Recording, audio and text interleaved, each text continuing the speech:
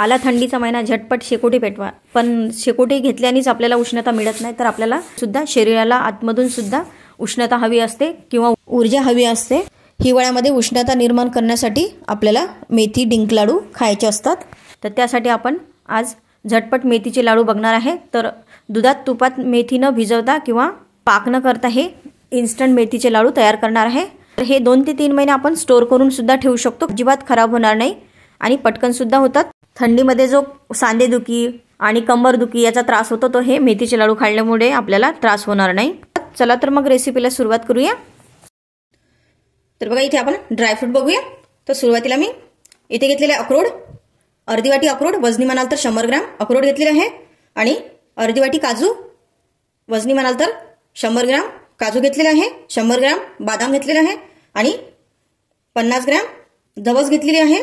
बघू शकता तुम्ही, ही कोणत्याही शॉपमध्ये तुम्हाला जवस मिळते. जवसमध्ये ओमेगा 3 आहे आणि खूप सारे व्हिटॅमिन्स, मिनरल्स आहेत आणि केसासाठी, चेहऱ्यासाठी खूप फायदेशीर ठरते ही जवस. त्यासाठी इथे जवस वापरलेली आहे. आणि एक जायफळ घेतलेला आहे. नंतर घेतलेलं आहे 3 वाट्या कणिक म्हणजेच की 300 ग्रॅम गव्हाचं पीठ घेतलेलं आहे. आणि अर्धा किलो गूळ म्हणजेच की 500 ग्रॅम गूळ घेतलेला आहे. तुम्ही तुमच्या आवडीनुसार, क्वांटिटीनुसार घेऊ शकता.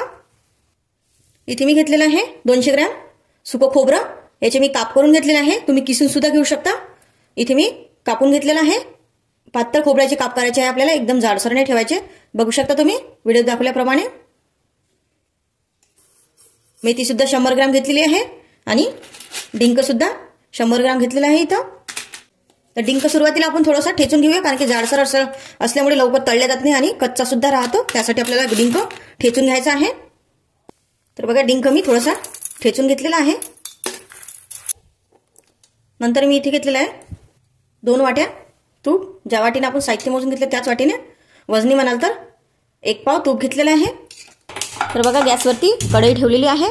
कढई छान तापलेली आहे. तर त्यामध्ये आपण 1 चमचा तूप टाकून घेऊया. तर बघा, तूप गरम झालेलं आहे. तर सुरुवातीला आपण मेथी भाजून घेऊया. मीडियम फ्लेमवरती आपल्याला मेथी छान भाजून घ्यायची आहे. सुगंध येईपर्यंत आपल्याला मेथी परतवायची आहे. जास्त परतवायची नाही. जास्त जर परतवली तर आपली मेथी जळू शकते आणि जास्त कडवट लागू शकते. त्यासाठी आपल्याला मीडियम फ्लेमवरती छान परतून घ्यायची आहे. तर बघा, मेथी छान खरपूस भाजलेली आहे. तर काढून घेऊया. तर बघा, मेथी काढून घेतलेली आहे. तर नंतर भाजूया जवस. जवस सुद्धा आपल्याला छान चटचट आवाज येईपर्यंत भाजून घ्यायचा आहे. कच्चं अजिबात ठेवायचं नाही. कच्चं जर राहिलं तर खाता वेळेस लाडू आपल्या दाताला चिकटतात. त्यासाठी आपल्याला खरपूस हे जवसाच्या बिया भाजून घ्यायच्या आहेत. तर बघा, जवस छान आवाज येत आहे. तर जवस सुद्धा भाजलेले आहे. तर हे सुद्धा आपण काढून घेऊया. नंतर भाजूया बदाम. हे सर्व ड्रायफ्रूट आपण एकत्रच टाकून घेऊया. तुपामुळे छान क्रंची होतात हे काजू बदाम. तर यामध्ये सुद्धा 1 चमचा तूप टाकून घेऊया. थोडासा ओलावा कमी होईल इतपत आपल्याला भाजून घ्यायचं आहे आणि आपले लाडू जास्त टिकण्यास मदत होते. तर बघा, काजू बदाम सुद्धा भाजलेले आहेत छान. तर हे सुद्धा आपण काढून घेऊया. नंतर भाजूया सुकं खोबरं. तर इथे मी 1 चमचा तूप वापरलेला आहे. त्यामध्ये आपण हे सुकं खोबरं भाजून घेऊया. तुम्ही जर किसून घेत असाल सुकं खोबरं तर यामध्ये तूप नाही टाकलं तरी चालेल. पण हे आपण काप करून घेतले त्यासाठी आपल्याला तूप टाकायचं आहे, जेणेकरून आपलं सुकं खोबरं छान भाजेल आणि लाडू जास्त दिवस टिकतील. त्याला गोल्डन ब्राऊन होईपर्यंत आपण भाजून घेऊया.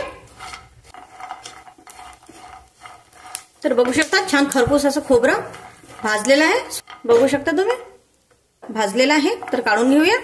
खोबरं सुद्धा ताटामध्ये काढून घेतलेलं आहे. नंतर भाजून घेऊया आपण डिंक. तर यासाठी आपण सुरुवातीला तूप टाकून घेऊया. थोडं थोडं तूप टाकून आपल्याला डिंक तळून घ्यायचा आहे. थोडा थोडा करूनच आपल्याला तळून घ्यायचा आहे. थोडा थोडा जर तळला तर छान तळला जातो आणि कच्चा सुद्धा राहणार नाही. तर डिंक सुद्धा छान तळलेला आहे. तर हे सुद्धा मी ताटात काढून घेते.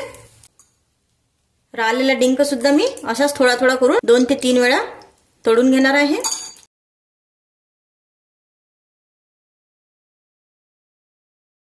बघू शकता तुम्ही संपूर्ण डिंक मी तळून घेतलेला आहे. यानंतर भाजायचं आहे आपल्याला गव्हाचं पीठ. तर हे थोडं थोडं करून आपल्याला 2 वेळा भरून भाजून घ्यायचं आहे.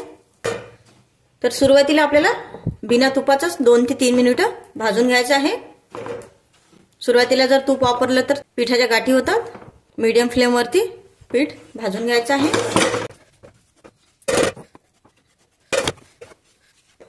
तर बघा 3 मिनिट झालेले मी भाजत आहे गव्हाचं पीठ. तर यामध्ये आपण आता तूप टाकून घेऊया.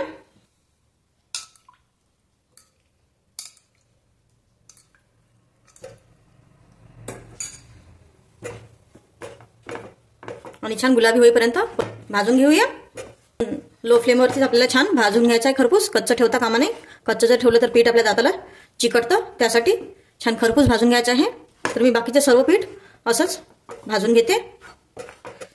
पिठामध्ये थोडं थोडं तूप टाकायचं आणि छान खरपूस भाजून घ्यायचं आहे. तर बघू शकता तुम्ही या पिठामध्ये आणि या पिठामध्ये किती फरक आहे. तर याचा कलर बदललेला आहे आणि हे वाला बिना भाजलेलं पीठ आहे. तर बघा खरपूस पीठ भाजलेलं आहे. तर मी हे एका ताटामध्ये काढून घेणार आहे.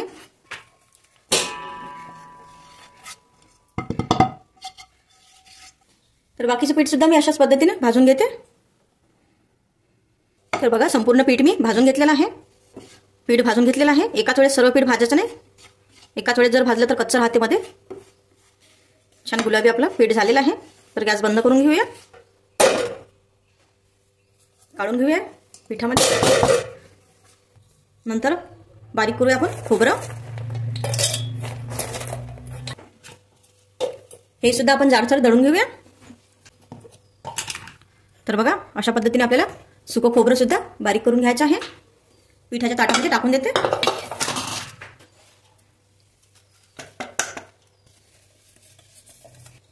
नंतर टाकूया जवस.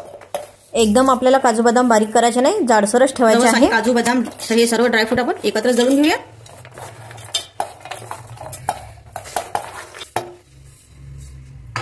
थोडं फिरून घेऊया आपण सुरुवाती. तर बघा काजू बदाम सुद्धा बारीक करून घेतलेले आहे.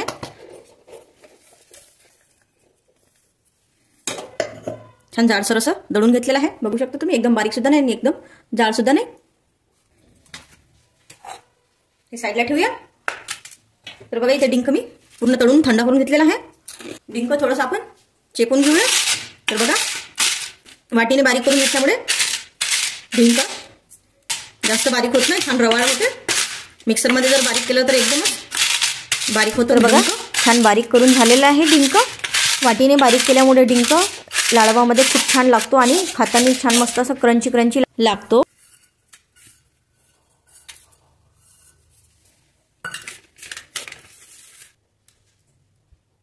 काजू बदाम पावडर आपण यामध्ये टाकून घेऊया.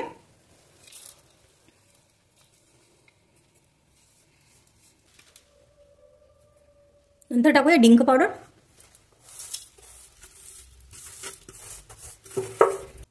तरी गव्हाचं पीठ, काजू बदाम, खोबरं आणि सर्व हे एकत्र करून घेऊया सुरुवातीला.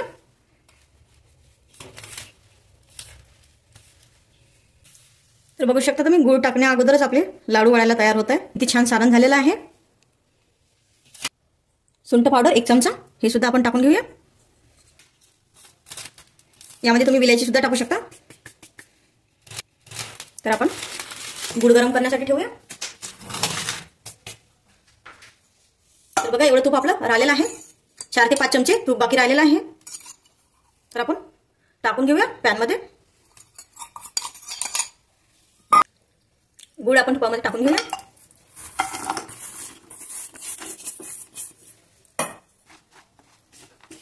गुळ आपल्याला फक्त विरघळून घ्यायचा आहे.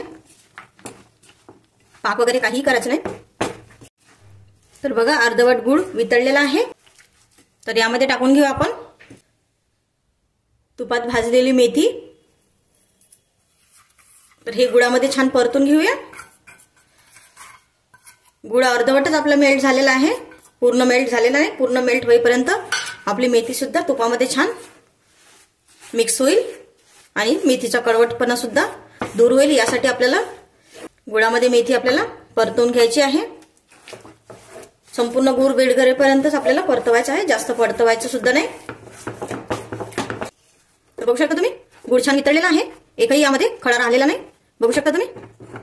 तर गॅस बंद करून घेऊया आपण. आपल्याला हे गुळाचा पाक टाकून घ्यायचा आहे. तर जायफळ मिक्स करून घेऊया. तर हे पाक आपण यामध्ये टाकून घेऊया.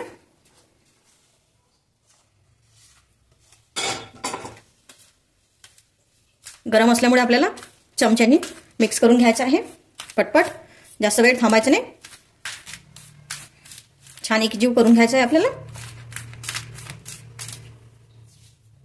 थोडं झाल्यानंतर आपण हाताने सुद्धा करून घेऊ शकतो. अशा पद्धतीने जर मेथी भाजली तर अजिबात लाडू कडू होणार नाही आणि आपल्याला रात्रभर सुद्धा मेथी तुपामध्ये भिजवायचं काम नाही. एकदम सोप्या पद्धतीने इन्स्टंट हे मेथीचे लाडू तयार होतात. तर बघा छान मिक्स झालेलं आहे. तर याचे आपण लाडू बांधून घेऊया.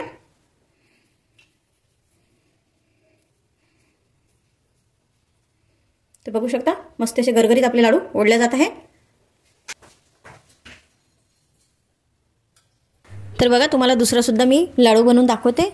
सारण जर कोरडं वाटत असेल आणि लाडू बांधल्या जात नसतील तर एक्स्ट्राचं तूप सुद्धा टाकायची गरज नाही. थोडं थोडं सारण आपल्याला मिक्सरमध्ये फिरून घ्यायचं आणि लाडू वळून घ्यायचे आहेत. तर बाकीचे संपूर्ण मी लाडू असेच बनवून घेते. तर बघू शकता तुम्ही मस्त असे गरगरीत लाडू तयार झालेले आहे. तर बघा आपल्याला रात्रभर मेथी सुद्धा भिजवायची गरज पडली नाही आणि पाक सुद्धा करायची गरज पडली नाही. एकदम मस्त असे गरगरीत मऊसूत तोंडात टाकताच विरघळणारे लाडू बनलेले आहे. भेटूया पुढच्या रेसिपीला. तोपर्यंत मस्त आणि स्वस्त राहा.